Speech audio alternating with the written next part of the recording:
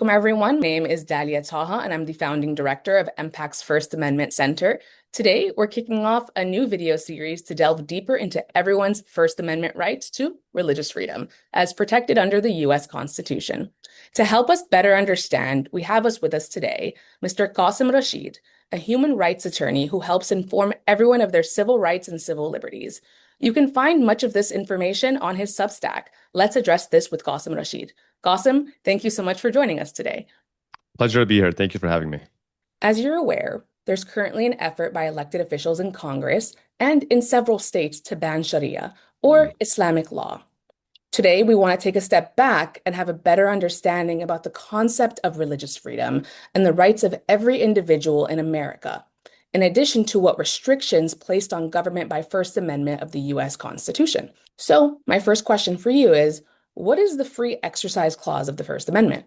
This is such an important question, and it speaks to some of the foundational principles that the founders of this country established when ratifying the Constitution and passing the Bill of Rights.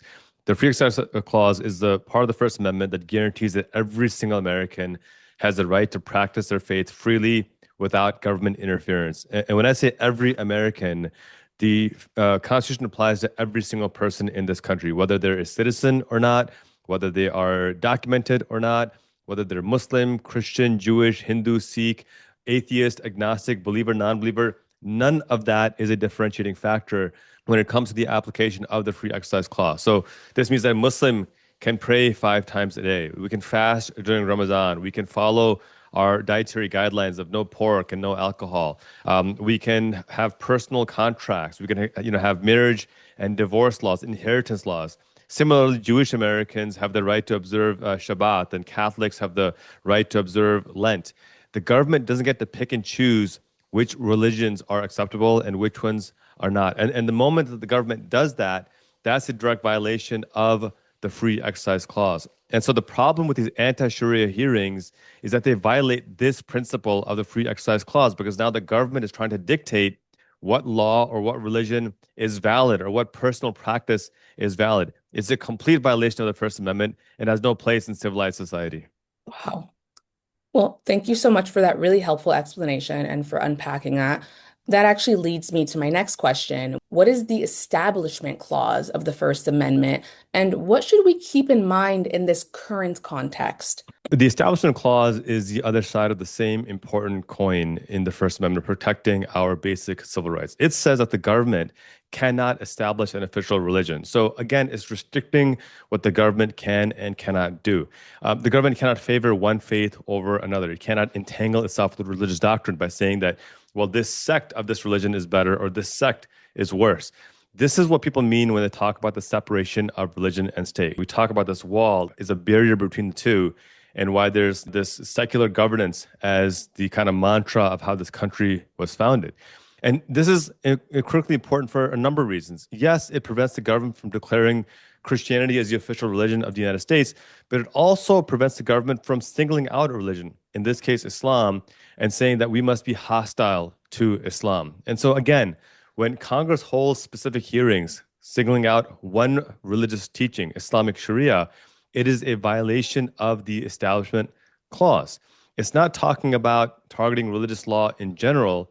It's talking about targeting Islamic Sharia in particular. And this is a direct violation. And this is exactly what the Establishment Clause forbids. And remember, this is not a new interpretation. This is from the core of American history.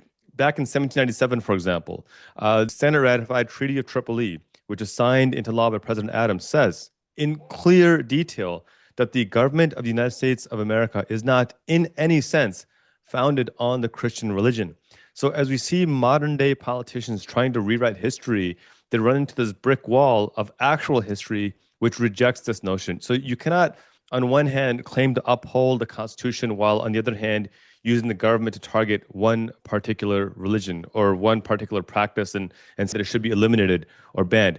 These two things cannot coexist. One of them has to give, and under our Constitution, it cannot be the First Amendment. That is what is sacred and what must be protected. Thank you so much. That is so important to understand. And as people discuss religious freedom more broadly, they may not be aware of these distinct components that provide wide-ranging protections, certainly for Muslims, regardless of their faith or belief status. So I'd like to ask one last question that pertains specifically to the efforts of banning Sharia. Constitutionally, why is it unnecessary to ban Sharia or any other religious law at a federal, state, or local level? The short answer is that the Constitution already forbids it. These anti-Sharia movements are a solution in search of a problem that doesn't exist. There is no religious law, whether it's Islamic Sharia, Jewish halakha, Catholic canon law. There is no religious law that supersedes the United States Constitution. And this has been established repeatedly throughout Supreme Court precedent, throughout testing of the United States Constitution, and nothing supersedes the supremacy clause of the United States Constitution.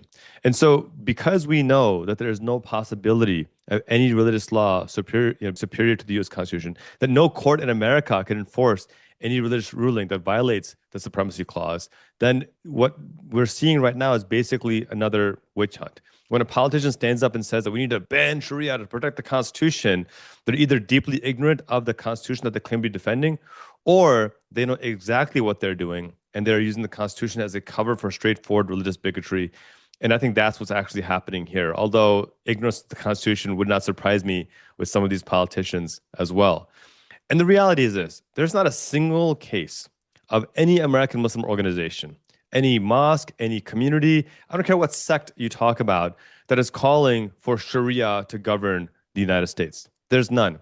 What Muslims are asking for is the exact same rights afforded to Jewish Americans, to Catholic Americans, to Hindu Americans, to Sikh Americans, to Native Americans and their indigenous faiths, to allow us to practice under the Free Exercise Clause. This already exists. It already protects everyone.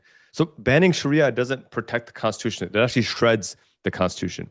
And if we allow a government to ban one religious teaching, what is to get them to, what is them from banning the next religious teaching? We're already seeing, for example, antagonism against Catholic Americans by this president. I mean, according to reporting, the Pentagon literally threatened the Pope with violence. What is to stop a future president from saying, you know what, let's go one step further. We don't like Catholics. We're going to ban them as well. And as a matter of fact, if we look at American history, there has been no shortage of anti-Catholic sentiment throughout American history as well. And I want to be very clear about this. There's been no shortage of anti-Jewish sentiment throughout American history. And so the litmus test today is this Sharia scare. And my message to my fellow Americans of all faiths and no faiths is that you don't have to be Muslim to reject this bigotry. You just have to be an American committed to the U.S. Constitution. The Supremacy Clause, the Establishment Clause, the Free Exercise Clause are all already there to protect all of our rights to believe or not believe and to protect secular governance. That's what we're asking for. And these anti-Sharia hearings are designed to tear that apart. That's extraordinarily dangerous. We should all reject that. That was a mic drop moment. But Thank you. thank you so much, Qasim. This has been the most enlightening conversation. And we hope this has been informative for everyone who is curious about these issues. To learn more, we encourage everyone to contribute and follow and support our work here at MPAC, as well as our guest, Qasim. Would you like to tell your viewers where they can find you? Yeah, you can find me across social media platforms at my name, at Qasim Rashid, whatever platform you have. And my Substack is at my website, qasimrashid.com. There's never a paywall. I would love to have your support. And we'll also drop it in our captions and on this video. But thank you so much for joining us. Please stay tuned for our next discussion in the series.